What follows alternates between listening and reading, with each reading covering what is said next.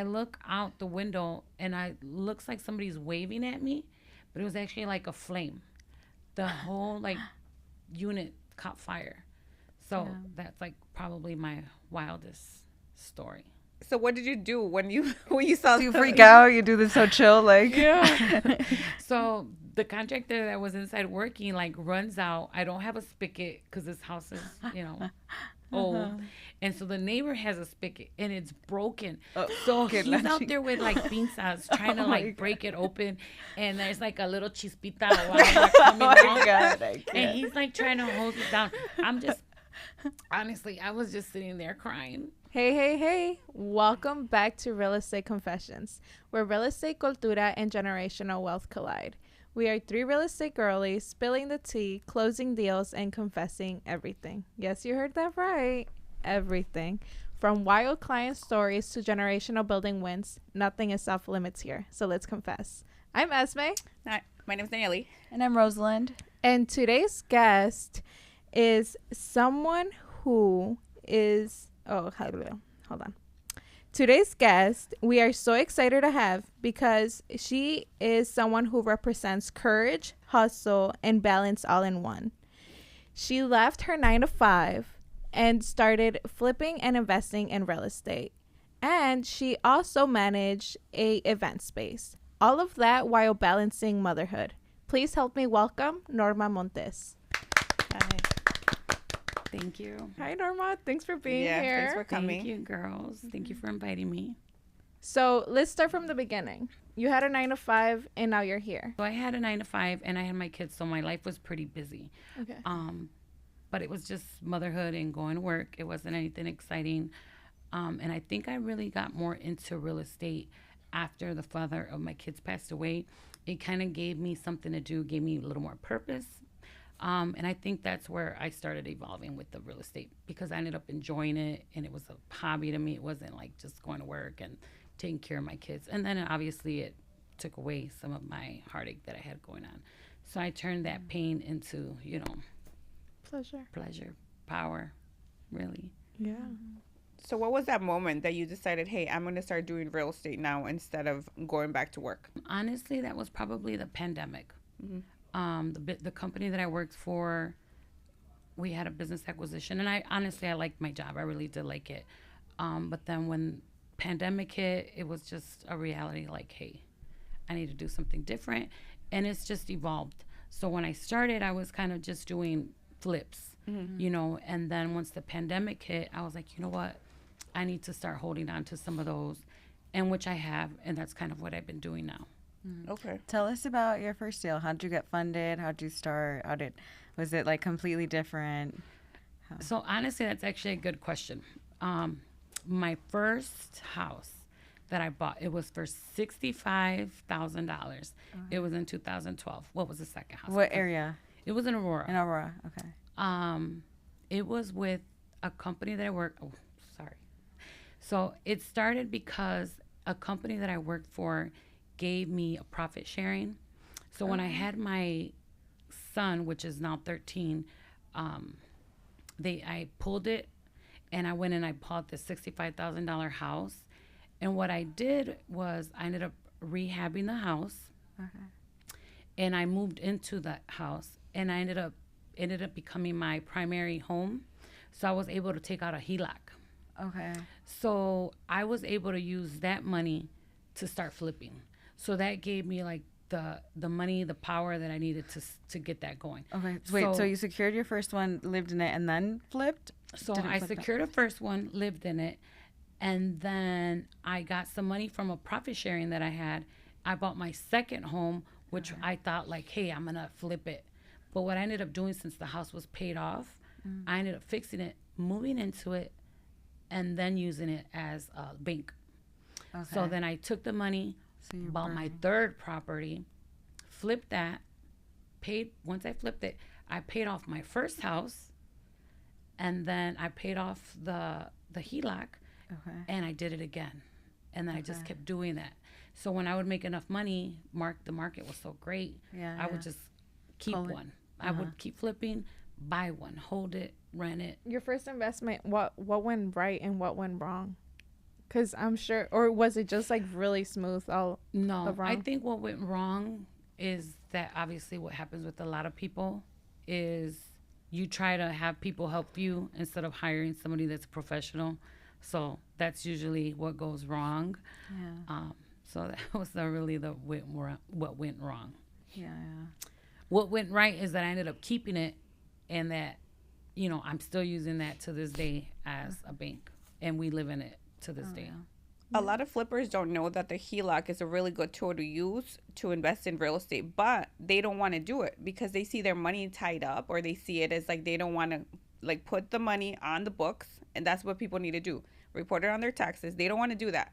So then they can't qualify for a HELOC. And that's what a lot of people don't understand. So when you told me about your HELOC, and I'm like, I have used my HELOC, but I don't think I use it appropriately. But I think that the way you do it is the best way, so you can actually build wealth. Yeah. Leverage your assets to like get more. That's Yeah. so smart. Yeah. I mean, that's what I've used, and it's so much easier to go buy a house cash than sit there and fight with people. And not only that, like the whole process is just longer. So I tell people like, oh, I don't even know what it feels like to go deal Wait with for a the loan. loans. Yeah. Damn.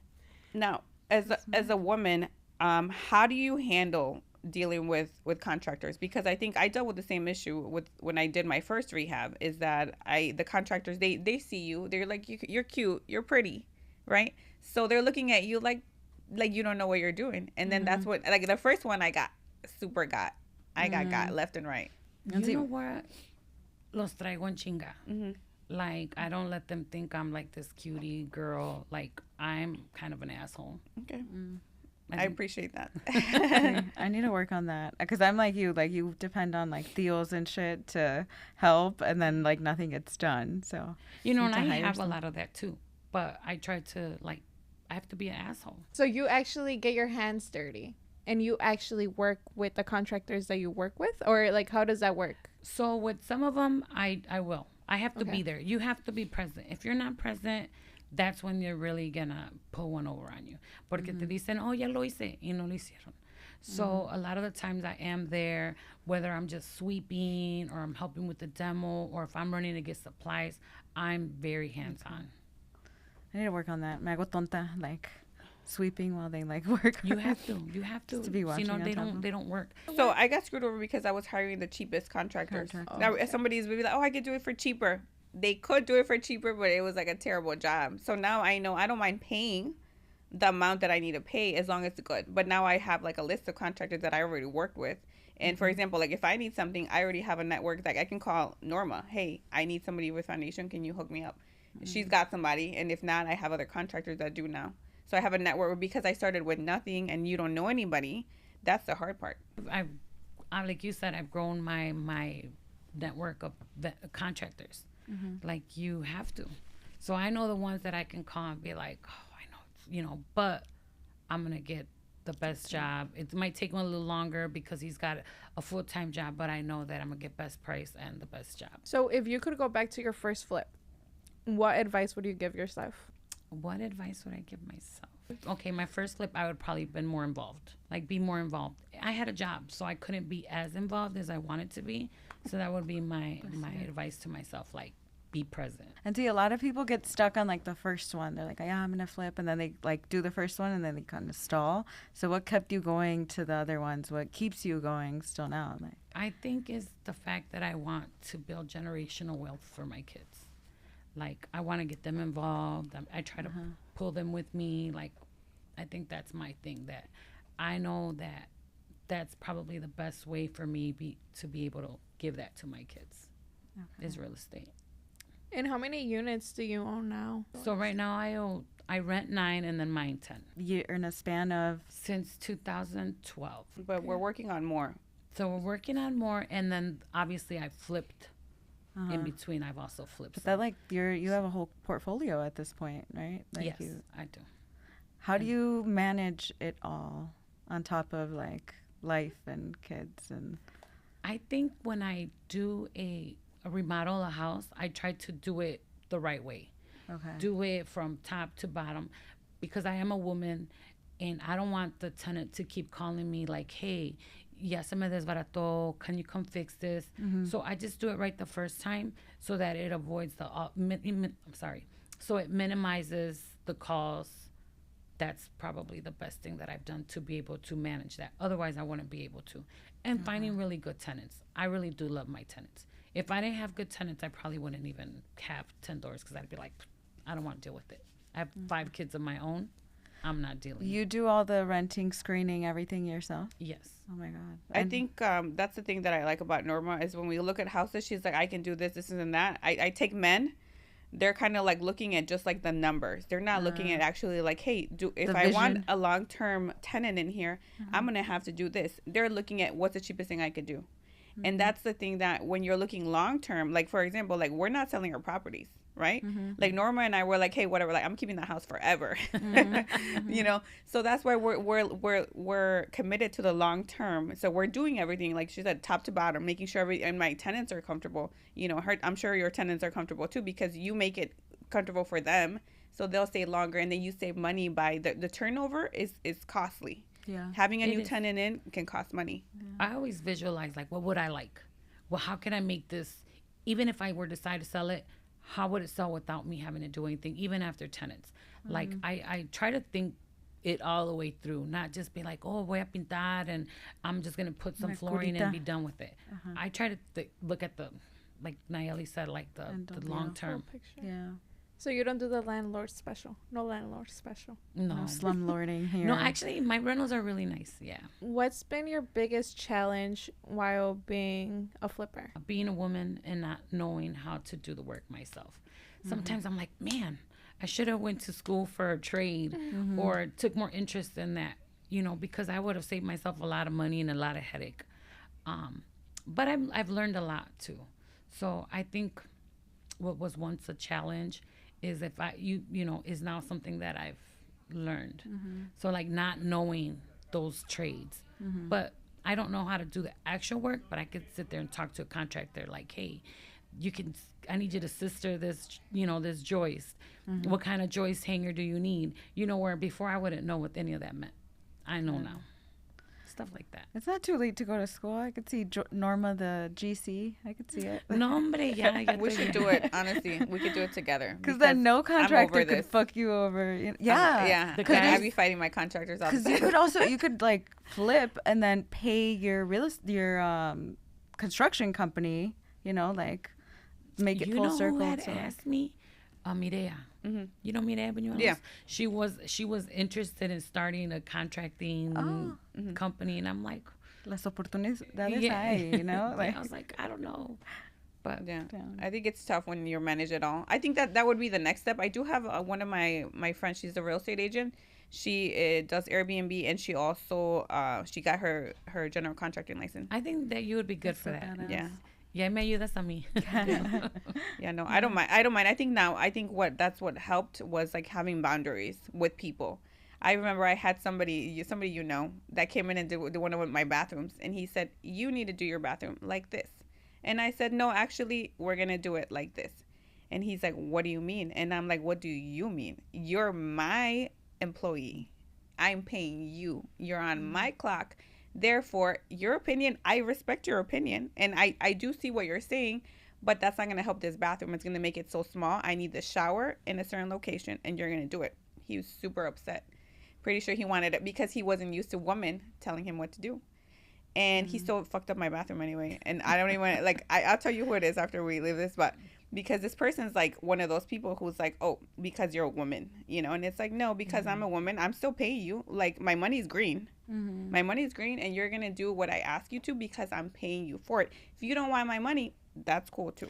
And see, now I see now you got me on all those pages on Facebook. Now I see a bunch of like women that do work. So I feel like I need to go out of my way to only hire like women contractors at this point. Yeah. I mean, I think you have to like just hire honestly, it doesn't matter what their gender is. Yeah. You just have to hire them because it could be a woman, it could be a man.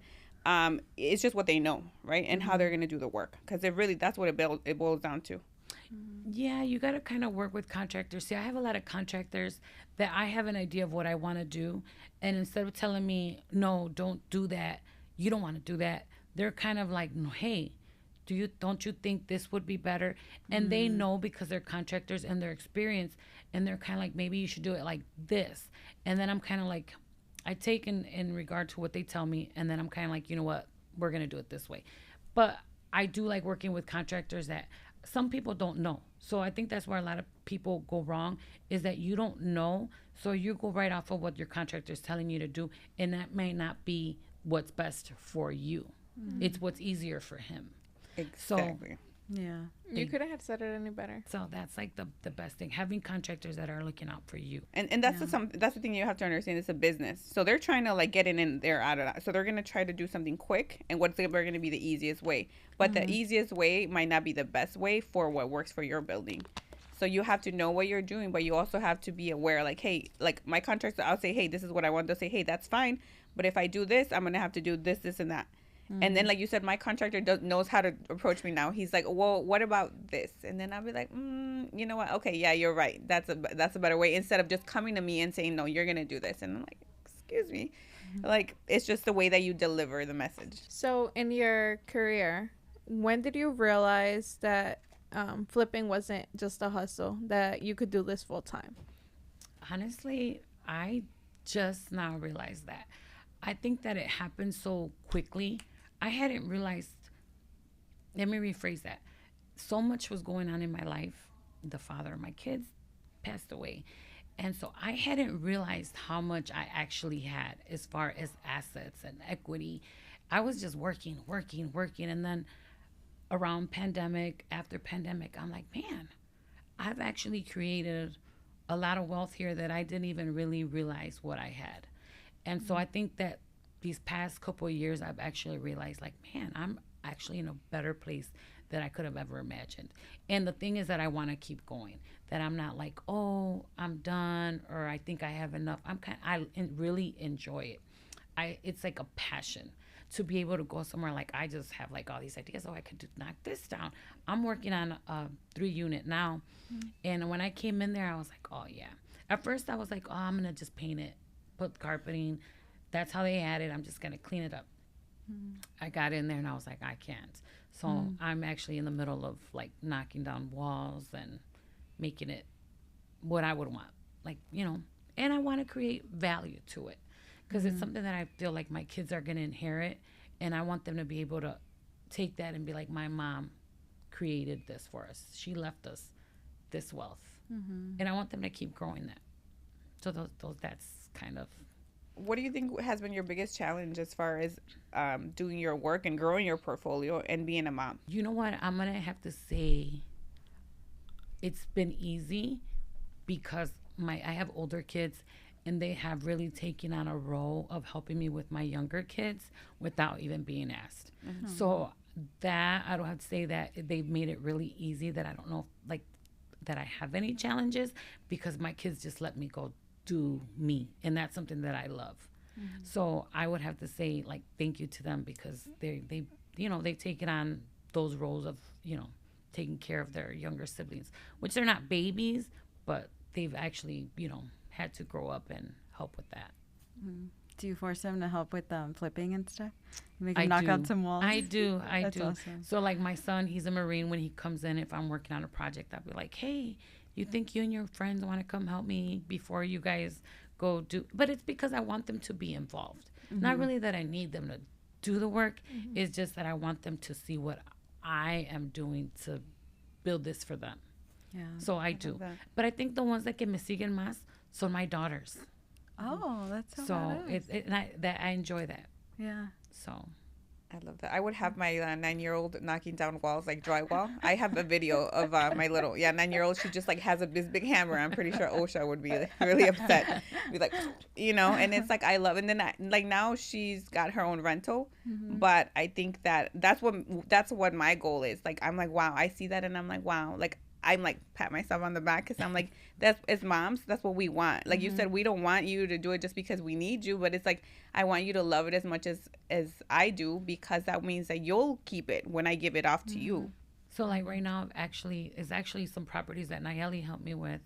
I had purchased a property, and I had my daughter, you know, added her onto the title. And she was there helping me. I mean, obviously she had to go to school, so she was going to school for teaching. But we ended up selling that house, made a profit.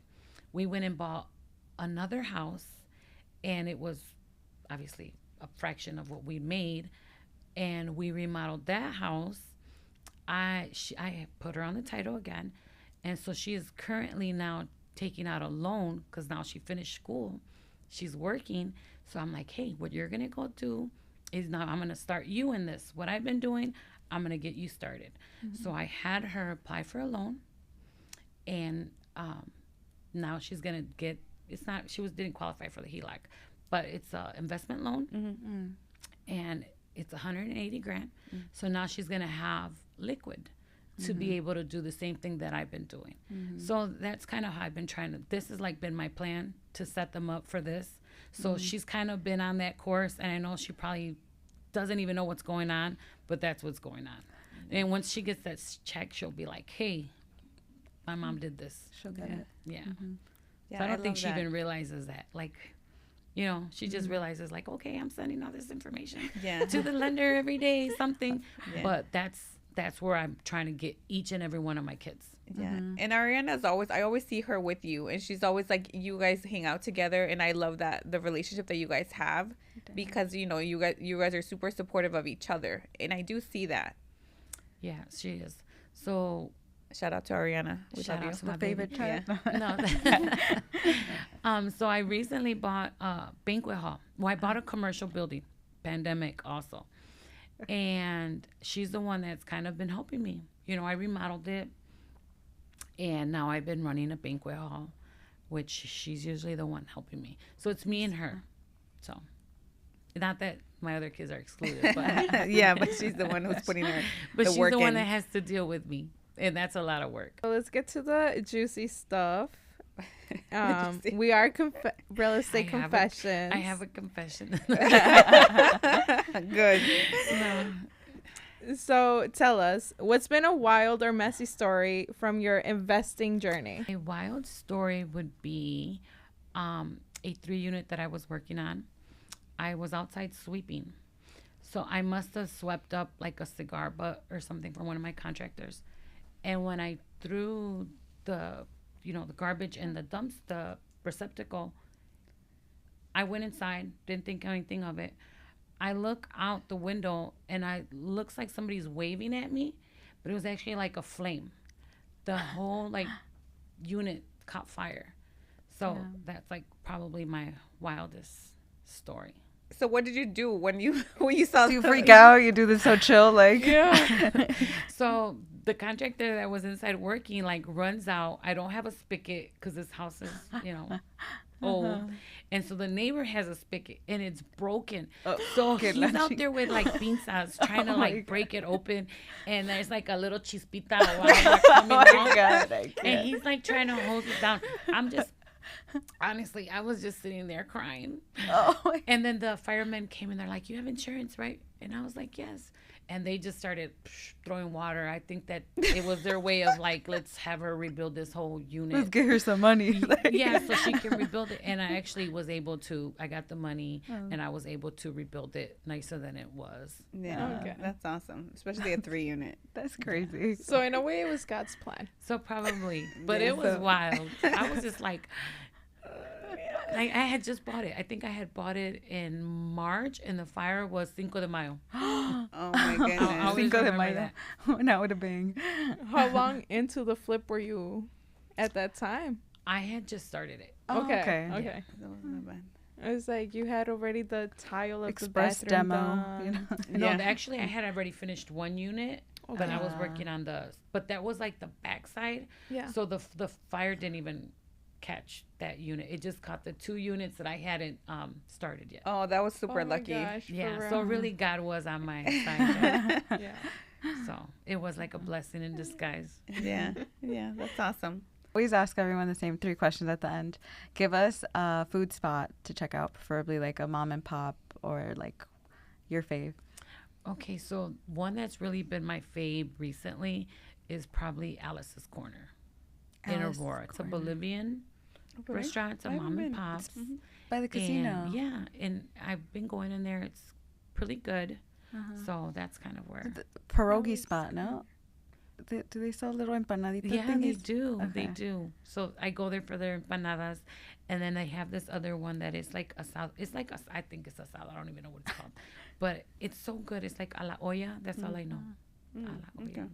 That sounds good. That does sound good. We gotta check it out. And now leave us. Oh no, who do you get inspiration from, like in business? Who do you admire? I was gonna say Nayeli. I always call her like the Mexican Barbie because I feel like she's just into everything. She knows a little And bit, it's so hard to find other women that look at you as, sorry. It's hard to find other women that don't find you as a threat or competition. Yeah. So I don't know. It's really hard. Oh, I appreciate that. Thank you. Because Nayeli's just in everything, and she's always willing to help. Todo menos She's so misa. Todo menos. And she's always willing to help, whether it's real estate, yeah. accounting. I mean, she just knows it all. Yeah, like whatever. I'm like, just call me. If I know it, I'll answer it. If not, I'll find you the answer. But it's so sad that not a lot of women are like that. Oh yeah. I just need a new circle of friends, I think. Hey, girl. So Yeah, I'm usually like around guys. Uh-huh. So I think that's why. Leave us with a real estate nugget. Oh man, that I had seen this couple and they're like, if you were to give us some advice, and they wanted to get into flipping. I said, buy a home, remodel it, and go live in it. That is the best advice I could give you. Use that house as your bank. I mean, if you have like a job, a lot of people don't, you have a job, it's easier to deal with the loans. But if you're trying to focus on flipping and you need to do that, I would say find a cheap home, remodel it, live in it, and go get a HELOC. The HELOC has made me a lot of money. Yeah. It really has. You should look at the camera and say that. Oh, you want me to say that? Yeah. You want me to look at what camera there? Yeah. I think you're on this one, yeah. Okay, so I'd be like, a HELOC made me a lot of money. So go get yourself a HELOC. Love it. That's a clip. Yeah, that's gonna be clickbait. Yeah, no, it really has. All right. Well, thank you so much for coming out, Norma. Thank you, guys. Thank you for sharing a bit of your story and just your whole investing journey with us. It's so inspiring how you left your 9 to 5, you're flipping full time, doing all of that, and managing a banquet. Oh, sorry. And still raising your kids on top of that. That's truly inspiring. For those out there listening, make sure you like, comment, and subscribe. Share this with a mom that can get empowered by this story. And we'll catch you guys on the next confession. All right. Bye. Bye.